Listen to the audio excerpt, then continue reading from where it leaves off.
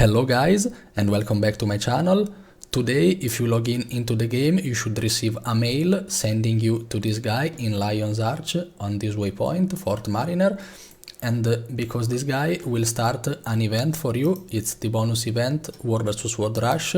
It's not the first World vs World Rush, but still I would like to remind you that this rush will provide you decent rewards, actually very nice rewards with really low effort. So let's get started. If you are an active World vs World player, you will clear the World vs World Rush by not even noticing it and by not even focusing on the achievements. But if you are maybe a PvE player who's just trying to get some reward, or maybe you are just inactive or currently on a break, I would suggest you to log in and clear the World vs World Rush, because it can really give you nice rewards for little effort, especially if you focus on the achievements. So the World vs World Rush consists in 100 points, and each of these objectives will give you some points. You don't need to do them all. For example, just capturing Stone Mist, which is the castle in Eternal Battleground, will grant you 90 points out of 100 you need, so you're basically almost done just by capturing this castle. And also, if you do these smaller achievements here, you will unlock these other bigger achievements which will give you more points. For example, one tower gives 10 points, and then you will unlock this other one about the towers. I don't know how many points it will give you, but it will be more than 10. So it's pretty easy to do, even if you are not a World vs World player. Just follow the trail, just follow these achievements. There is a tier every 10 points, the most important ones being the tier 4 and the tier 9, because you get instant reward track progress. Each of these will grant you 250 points towards your World vs World reward track, and a complete World vs World track is 20,000 points. So basically the tier 4 consists in 12,500 points out of 20,000, and then this one, the tier 9, is basically 25,000 points, so it's more than a track.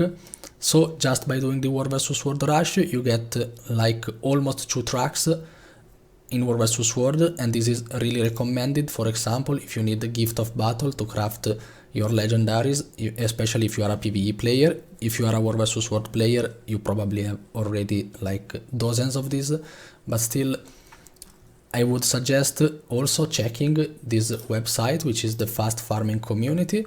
This one has the reward tracks, the best reward tracks for World vs World and PvP. You go just at the end, is this site, fastfarmingcommunity.eu. You go PvP or World vs World. On World vs World, here you can see the non-repeatable ones, which are the best.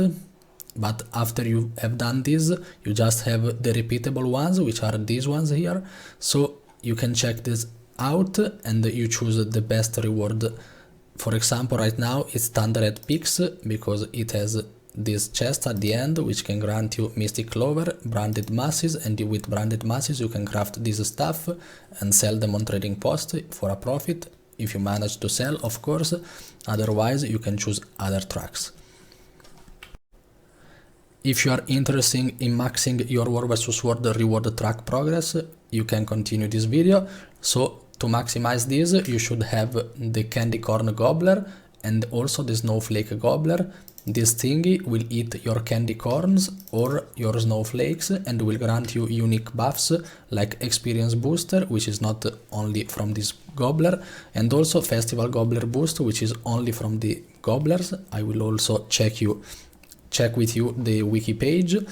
So these are really important, especially this one is 50% reward track gain, this one is 25%. Then we can get another 10% from the celebration booster, which is the birthday booster basically. And then we can also get another 10% from the reward track boost from your guild hall. If your guild has an upgraded enough guild hall, you can just speak to the NPC. And also now during this event we also get an additional 25%. And also let's not forget that in the Transcendence is the amulet. You can put the World vs World reward track enrichment 5% reward track gain.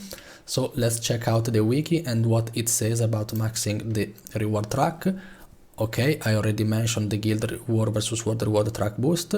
Experience booster, you can get it by Candy Corn Gobbler, experience booster or heroic booster, but the Candy Corn Gobbler is the only sustainable one because the other two, like, you will end up finishing your experience or heroic booster.